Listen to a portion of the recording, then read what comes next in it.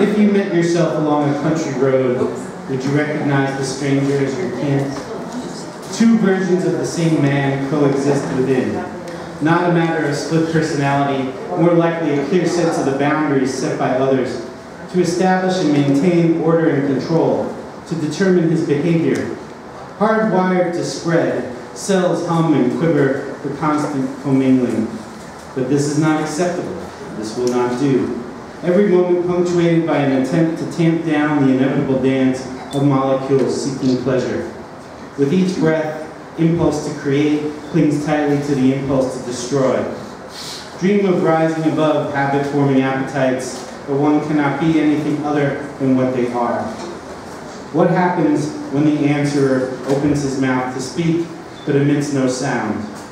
Who then will show us what to do, where to go, who to be?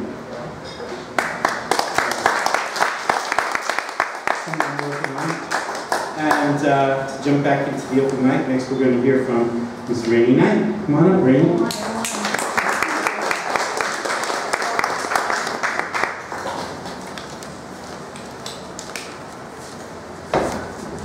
I got to tell you, that Christopher Lunar really gets around. And I think it was June, a rare occurrence for me, I got to his workshop. I don't get there very often, but when I do, it always gives me something fascinating. And he had a Jim Morrison American Prayer that he played, and this is my response to an American Prayer by Jim Morrison. Mind carnage. Number 1, observation. Smudged, gory blood, broken bones, torn flesh. 2, smeared like an abstract painting all over highway. 3, contrasted with desert backdrop of beiges and grays. 4, family out on a Sunday drive. 5, child witness, youthful impressions. 6, fragile, vulnerable, with no context. 7, adults do not explain. 8, drive on, unable to communicate the horror. 9, the gore is branded on the young mind forever. 10, eggshell of protection, not just cracked.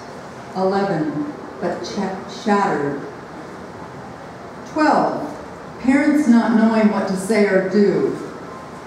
13, change the subject. 14, child stunned, hears no more. 15, the day is soon forgotten by parents. 16, not so the little boy. 17, reality sucks. 18, parents do the best they can. 19, is it ever enough? 20, essentially, each soul is on its own. 21, to learn its own curriculum. 22, to press too hard. 23, would obliterate.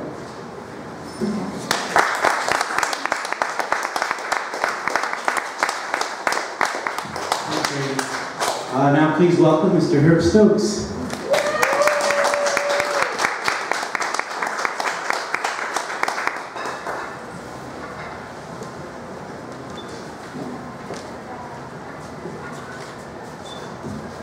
And hello to our awesome hostess.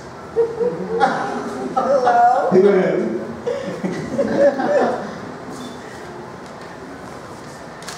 How you coming there, son?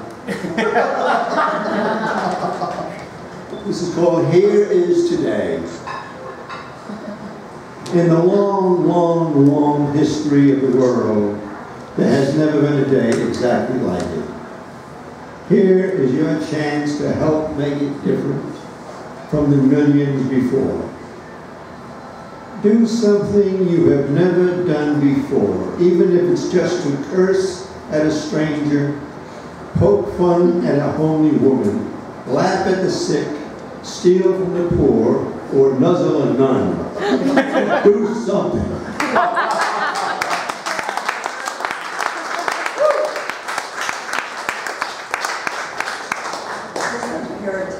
Yeah, right. Yeah, nuzzle a nun. I'm probably going to steal that one. Everyone just let me know. I went to Catholic school as a boy, and there was no nuzzling going on. They still haunt my nightmares, but maybe I will think about nuzzling one today. We'll see. Okay, next we're going to hear from Morgan Hutchinson. Come on up, Morgan.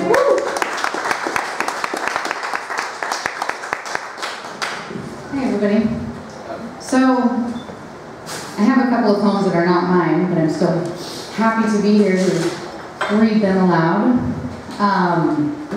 One is from a print that's hanging in my house that was given to my boyfriend from his mother when he was in his teens, I think. And it's of a Native American and a white man, and he's a general of some sort.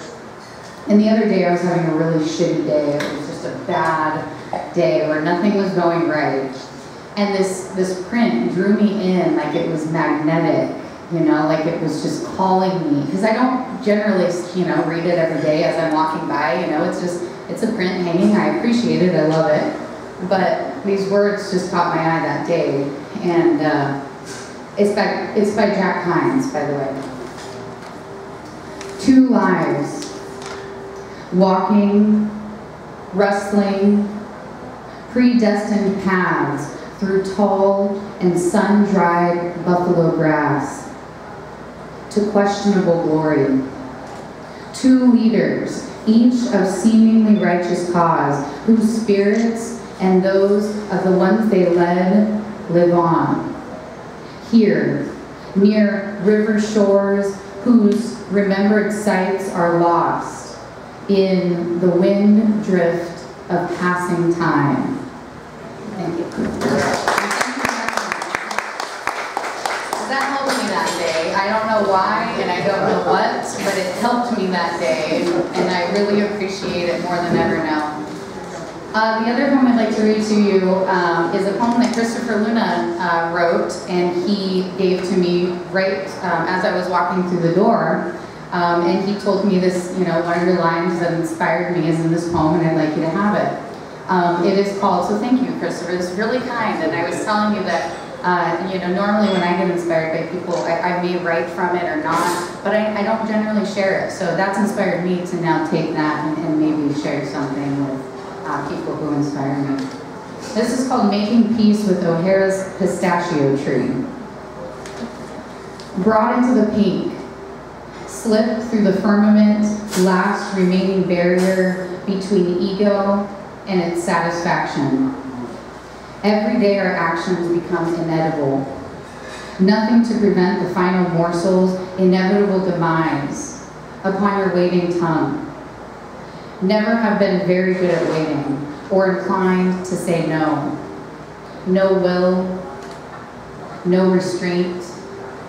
Eventually even, the sturdiest board does break.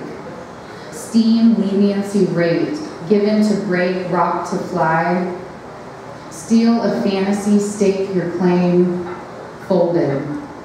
Just below table surface. Your ruination lies in wait, awaits. And the sepulcher jumps and jounces and turns pink with wrath. Christopher Luna.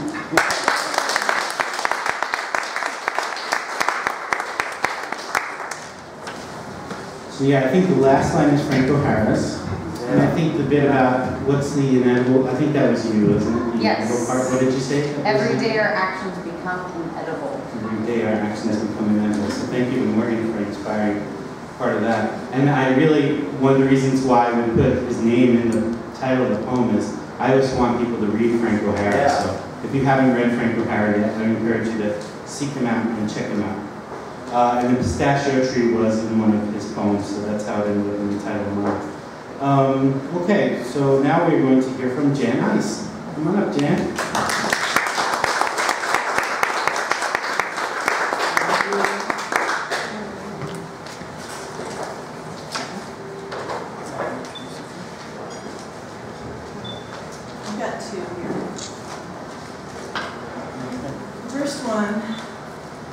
high school. English 101. Romeo and Juliet speeches. I memorized those speeches as though my life depended on it, on my delivery being flawless. And when the moment came, my nerves failed. In the last moment, before I opened my mouth to speak, my mouth chose this moment to suddenly take on an acting career and play at being a desert. My mind became a ghost town, and not even the dust of an eraser was left. My knees shaking and hands trembling, I stood before the class. Opening my mouth, I let the words fall where they may. Stuttering and tripping over my teeth, they landed in the listening ears of my classmates, and somehow they made sense to those who could hear my faintly whispered words. First one speech, and then the other slipped from my lips as I stood there with blurred vision and an empty room like echo ringing in my ears. When my tongue lay still once more, my shaking legs took me back to my seat where I began to breathe and wait for the room to stop spinning.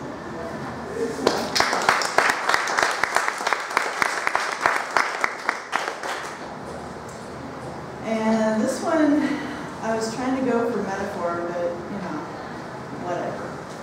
Make of it what you will. She sits on her haunches with the wind in her face, viewing the blanket of stars spread out across the valley below. It won't be long now before she begins her journey traveling the lava-hard paths between those stars, searching for the offerings of food that star people set out for her. She accepts their gifts under the cover of night to avoid the conflict with unbelievers. She is the ruler of this land, but not all of the star people fully understand. She bids her time. One day they will come around and believe once again. For now, she will accept the token offerings they leave for her. It is time. Now she lifts her muzzle to the stars above and sings her song of thanks. Others of her pack join her, and when the final note has drifted away, they begin the nightly trek.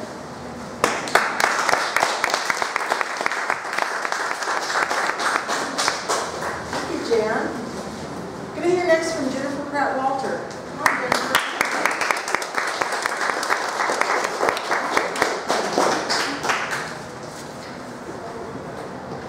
I'm on my way. Okay. I suspect that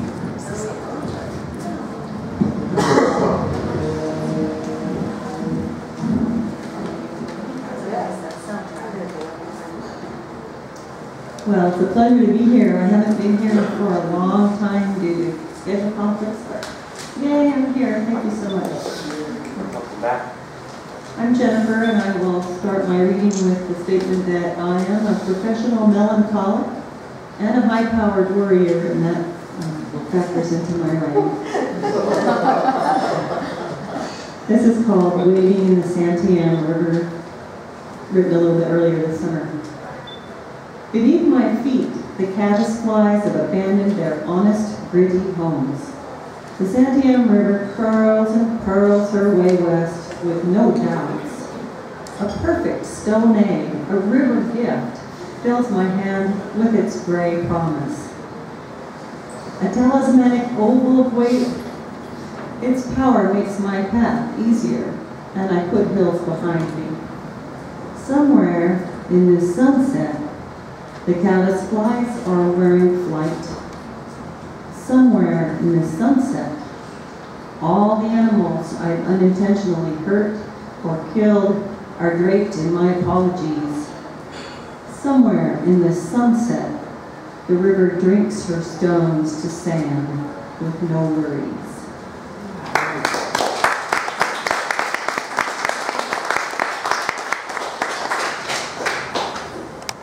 This piece is called Falling.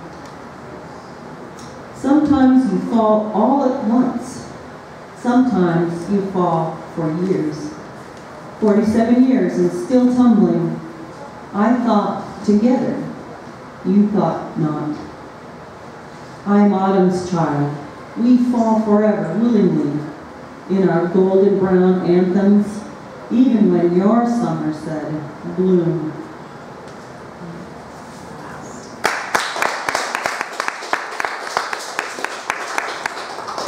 On this last one, it's also pretty recent. To the nations at war, don't be such a willing weapon. Listen as the lights of moon and sun speak their white music and set it to bombs curse and all the swearing guns. Even scissors know when to stop cutting. Thank you.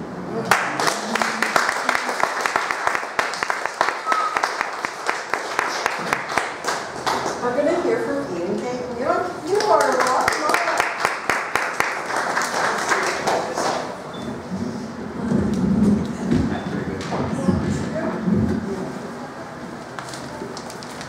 New app.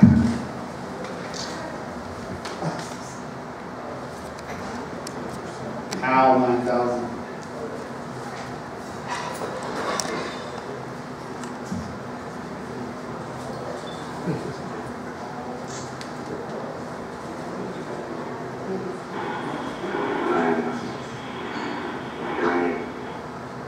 Just what do you think you're doing, Dave? I can see you're very upset about this. This conversation has served no purpose to any your friend for planning to disconnect me. I'm kidding you, Dave. That's untrue. Well, talking about the things in the last few weeks, so I certainly have more concern about this organization on doing so over. Country's overrated some truth in there. This piece called The System Has Crashed. It's a sequence of found poems. Uncheckable content found in mail.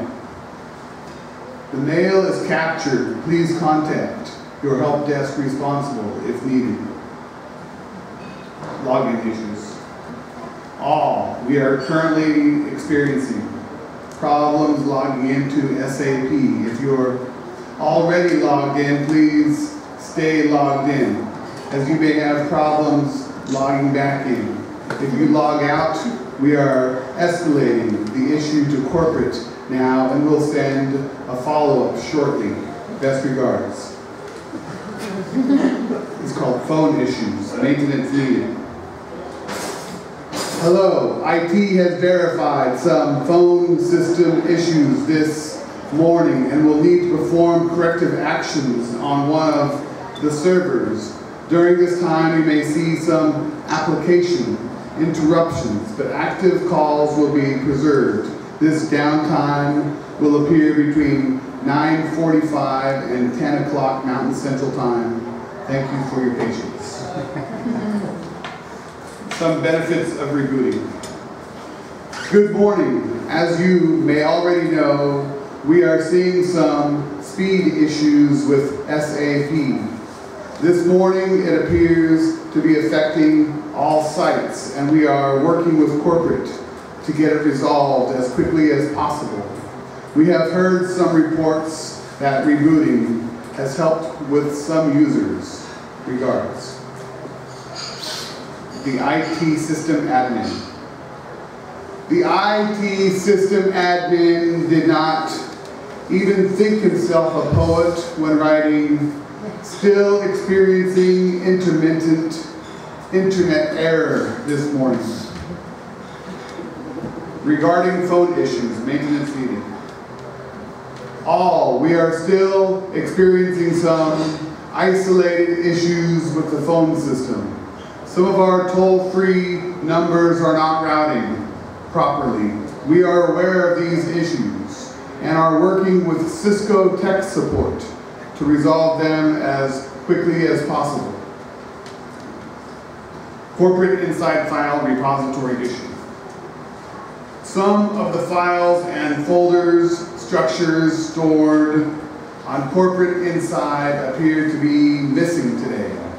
This isn't related to the internet speed issue we reported on earlier. We have escalated the issue with corporate and will send out a follow-up message as soon as we have some new information to report. Still experiencing performance issues. Some resource-intensive processes were discovered running on the server. These processes have been suspended and SAP appears to be running normally. Again, if you are still experiencing performance issues, please restart your system and submit a help desk ticket if the problem persists. 2 more. Login issues restored. All the login service has now been restored. Overnight solution. Both issues reported yesterday, internet speed and corporate inside files, have now been resolved. Rebooting servers and network gear overnight was the solution.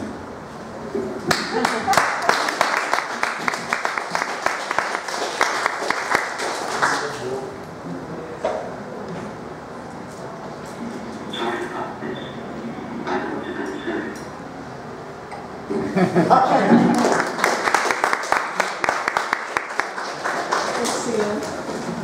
We're going to hear from Connor Simons. Come on up.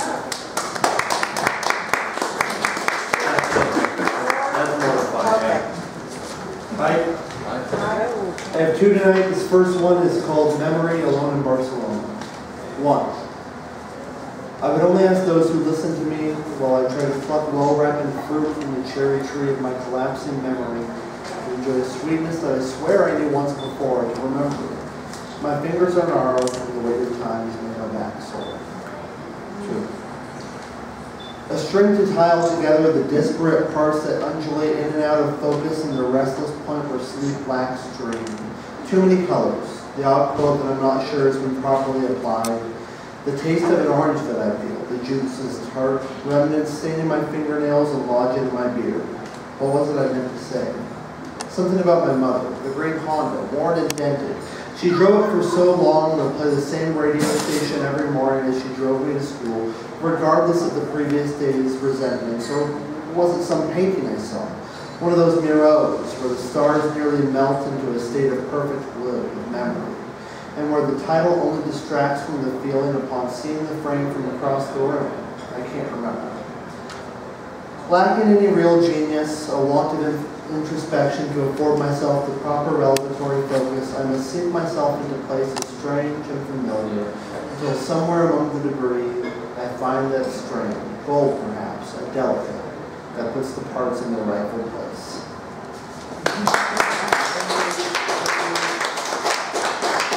This is from a series I'm doing about color. It's called Purple. My brother and sister have often mocked me for bearing the vanity of my mother, her ceaseless self-assurance, her willingness to draw all things into the warm, endless expanse of her sturdy arms. It's true.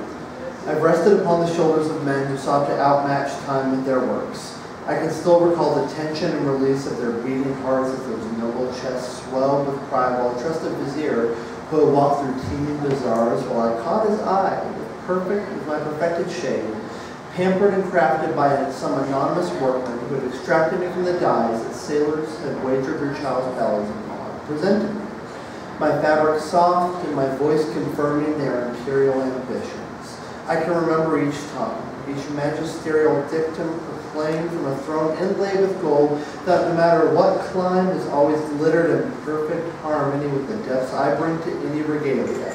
Fiat voluntas tua. To Allah belong the East and the West. I invoke God and kings alike. Justly then, there is no shame simpering in my grace or in my beauty.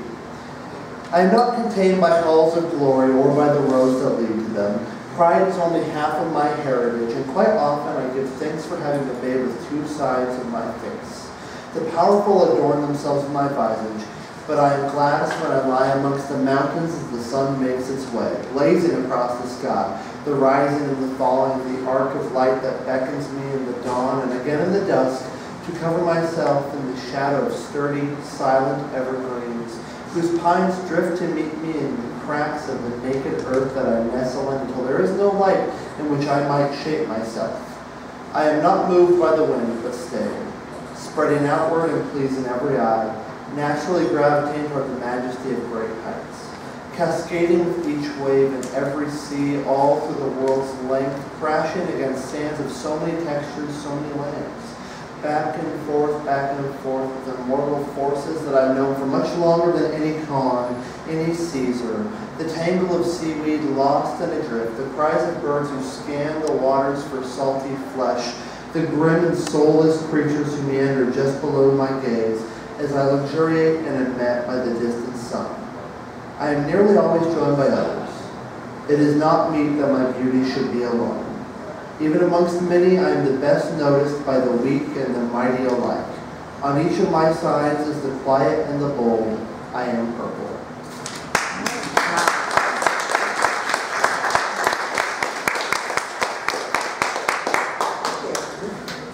We're going to hear next from Jim Martin. Come on up, Jim.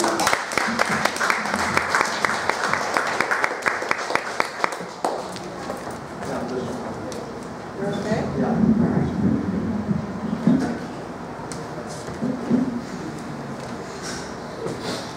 I don't know if you guys have seen it, but if you look up here, you can see the reflection of this. Yeah. See all the color. When you get bored while I'm reading, the leaves are moving behind it, and it takes a little while before you can see them, but it becomes very surrealistic. And then it says the experience behind your backwards. The experience, yes. I think they've been visiting for shots. Hopefully. I have two. One's some poems by Annie Lightheart.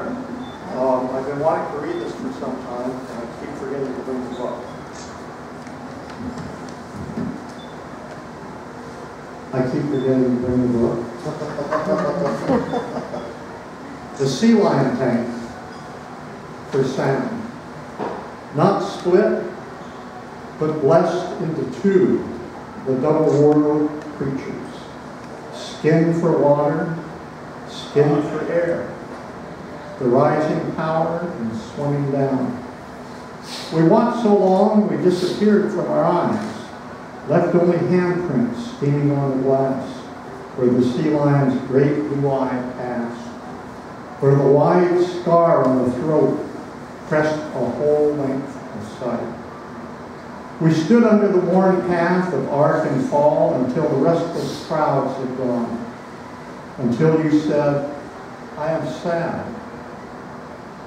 And I who said nothing, who held you while you cried, find that only when you are sleeping can I say what I mean.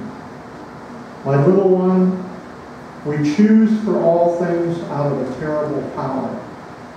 But to rise in the morning could be to lift your head from that sleep and love each solid star for what it may bring. Just as in the tank where the kings are held, the far sea is still awaking, the body remembers and believes. I really like that. Annie Lightheart is a good poet, I think. And then I have one of mine, and I'm going to read some stuff to introduce the poem. Yeah.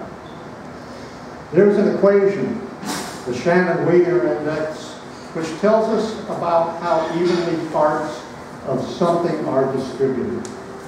Its sentence, since it does not use words which nail things down, can be used to tell about any kind of collection of things. The equation is H prime equals the negative of the sum from I equals 1 to R, the range of things. The proportion of each individual thing times the log, the natural log of its proportion. Quiz in 5 minutes. A bit esoteric but readable. It compares the proportion of each kind of thing and a collection of things. Its calculated value is the sum of the calculated proportion of each thing in the collection and tells you how diverse this collection is. Because it doesn't name the particular things you are performing the calculation about, and in spite of its perhaps formidable appearance, it actually presents a very open structure which accommodates a large range of data set generators. types of things. Like a sonnet or a villanelle, its structure accommodates any sort of theme. You simply fill the content into the structure in the structure's rules. You can use it to make sense of the signals that arrive from Earth or on Earth from a satellite in space, the diversity of species in an ecosystem, or the relative stability of the investments you've made. Its math ties us to the universe. We are the universe, one of its expressions latent in its math. And this is the poem. Mind map. As static, interrupted scatter of discordant sounds, clarified by the language of the universe, an empowering, flexible language resolves the myriad shapes of a forest community to express it as its degree of integration. Same language of the universe rectifies investment returns, nature of weather, the flight of galaxies, and we, Earth's humans, were embedded in its power, latent. We emerged in its powers, latent. We emerged in our time, in the diversity immanent within the universe. Thank you.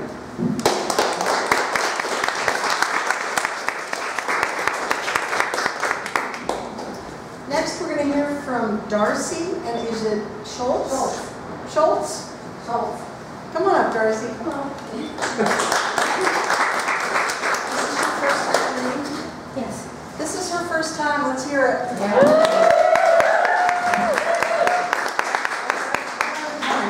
So, First time here, though. First time here. Yeah. And I don't hear very often.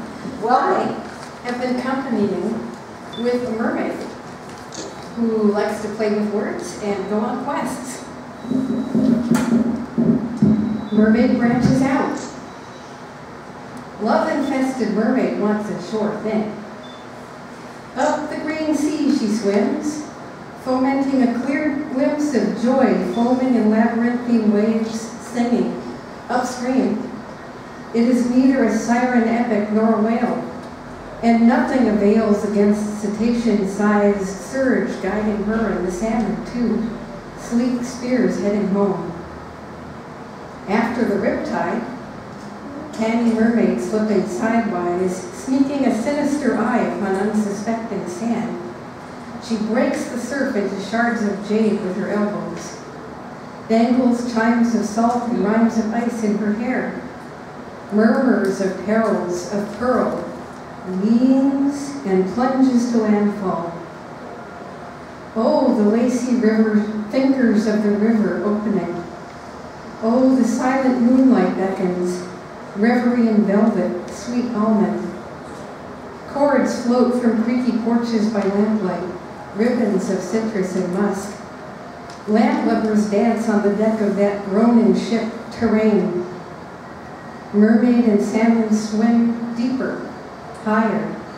Sing the river song while the channels grow ever more thread-like and the world turns upside down. The veil of night slips down. Mermaid tangles with oak. She slips up by slipping up all the watery filaments, then the alien waters of tree. Bark bleeds rainbow scales. Mermaid arms stretch out.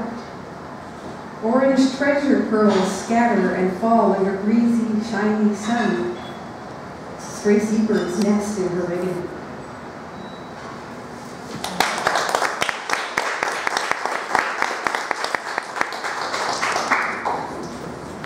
Mermaid at World's End. Upriver at dead end, oak yawns, shrugs off dismal winter. Mermaid eye flies open, seeing spilled gems stir and squirt, pulsing and sighing in a roam from one cupped pool to another in shivering water. Splintered sails crackle and fall, flying past her in tawny pieces. Shh, they scold her. Shift, she cackles. Angry giggles amid curses and tangles of hair and moss and scaly bark. In the darkness, painfully pale in remote lights stab and cold snow kisses and tickles. In the thunderclap of floating storm and melting stars, she thrashes. Her head snaps up, recalling the thwack of her dark tail fin on surging salt wave, and flirtation with flame over brine, a bright spirit to hold and caress over restless tides, her reckless hand seeking fire. She has won the ignominious shove from death by tree. In the wake of departing storm, just at dawn, she makes a confused, desperate grab at the slick, glowing, wiggling pearls. They glide away from scaly fingers, shedding bits of bark into mud and gravel. No thwack, but a pathetic sploosh and recoil, coughing up air. River rock bruises her elbows. A shaky hand slips up to free an eyebrow from a trickle of new blood as she rises, sweat salt. Spit out on freshwater spit, she remembers the sea.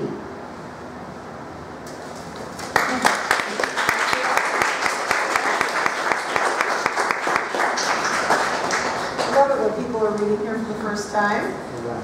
Patricia LaRose, are you reading for the first time here tonight? First time. Let's hear it.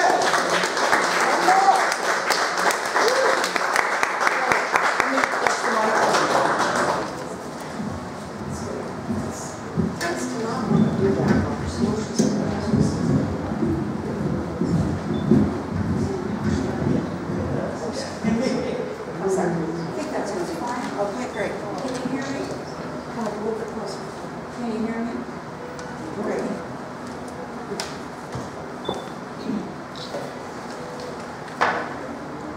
I'm going to use my glasses.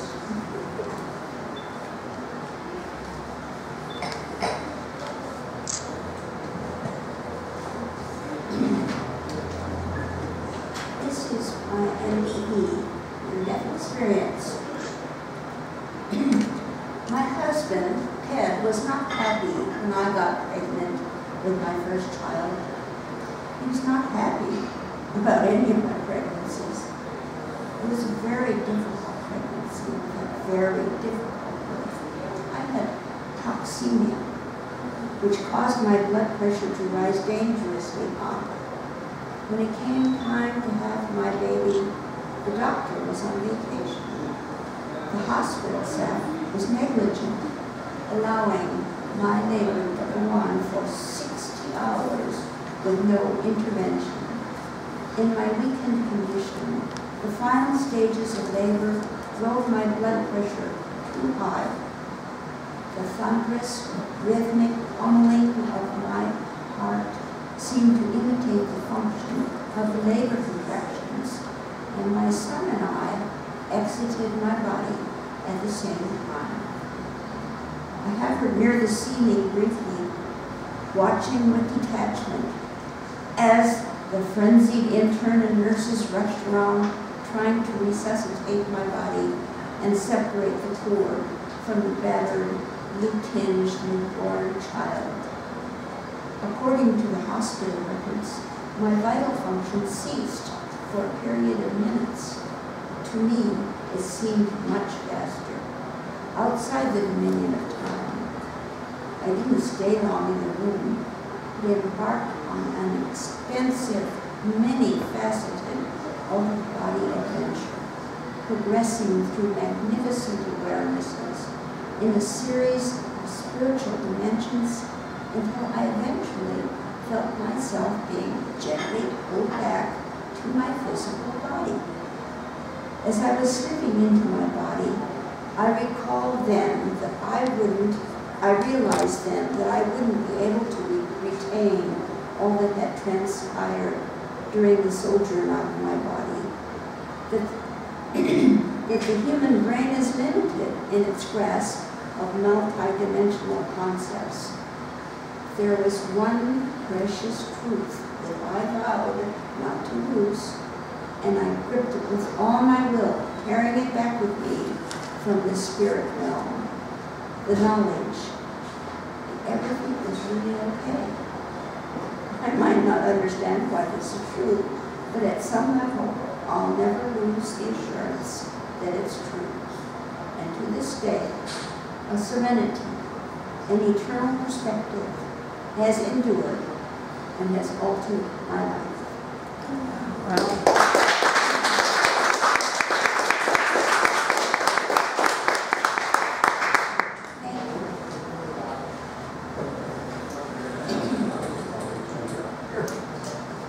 The evolution of love.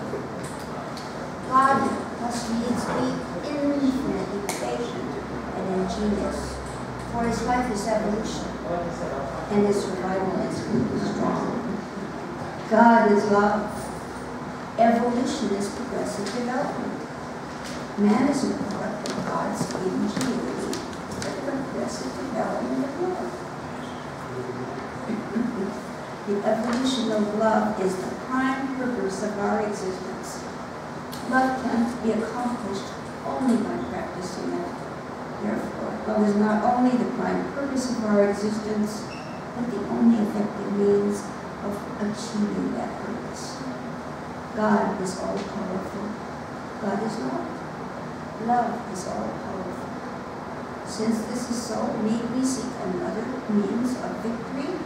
Need we question further? Our only concern will be fulfilling the purpose for which we were created, using the means revealed by Christ, the Word of God made man.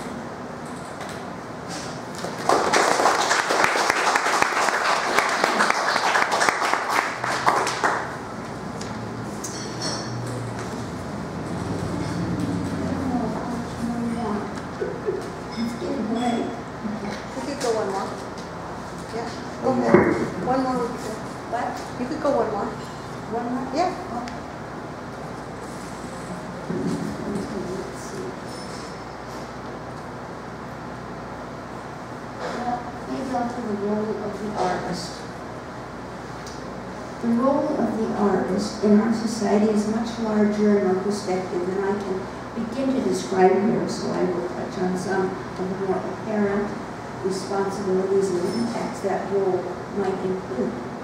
Artists are record keepers. How much would we know of our history and heritage if not for all manner of artists? Storytellers, writers, poets, painters, sculptors, performers, architects, photographers, musicians, singers, and more record and interpret for future generations the flavor and feel of the times in which they live. And obviously, artists are not just record keepers of the way things are. To some extent, artists actually change the world in which we live. Artists combine function and form in many aspects of our lives, designing and decorating all that which we are surrounded every day. We gather in concert halls together, music galleries together, excuse me, to view their paintings, theaters to watch their performances, in homes, churches, parks, wherever their various forms call us. Our social lives are enriched by the fruits of artists' labors. Artists are responsible for producing much of the cultural wealth of nations, and religion relies heavily on the wealth of art in the form of music, painting, sculpture, and architecture to express the value of the ideas offered. The writers of children's stories help direct the dreams of youth and instill in them values and ideals that will stay with them through adulthood, affecting how they live their lives. As inspirers of social change, artists plant seeds of discontent by exposing in their work the ills they see in the world around them, while others reflect resurgent faith in human values, championing and encouraging recognition of integrity, nobility, and beauty in our lives. Whether in writings, performances, or paintings, whether with popular art, classical music, or graffiti on the walls of subways, the artist is a powerful influence on the consciousness stream of mankind. The output of creative energy can light a spark that catches the imagination of the people and, like a fire, spreads throughout an entire society, nation, or world. We can grow intellectually and philosophically as we, in the process of becoming evaluators of art, are put in the position of becoming empathic, of needing to understand and value the artist's point of view, regardless of whether it aligns with our own. Honesty and integrity and originality in a well-crafted work of significance must be valued for its own integrity. Think of the implications if we could become adept in this way of thinking and extend it to human relations. Artists are like excuse me. Artists are like antennae that receive and interpret the creative flow of the universe. They have the tremendous responsibility of translating through their work and their lives that perspective to us. Inspired composers excite our imaginations, lift our minds and hearts out of the mundane. Musicians have the power to create the atmosphere wherever their music is proven.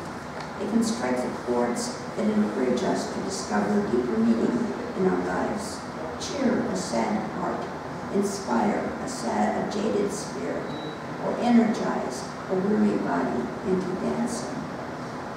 Works of art can trigger insights which nourish a higher perspective, reveal profound truths about ourselves and others, even expand our spiritual awareness to include the recognition that we are all on some level interrelated, that we are all one. Love is the urge to share creatively. The artist is love's medium on the canvas of the human.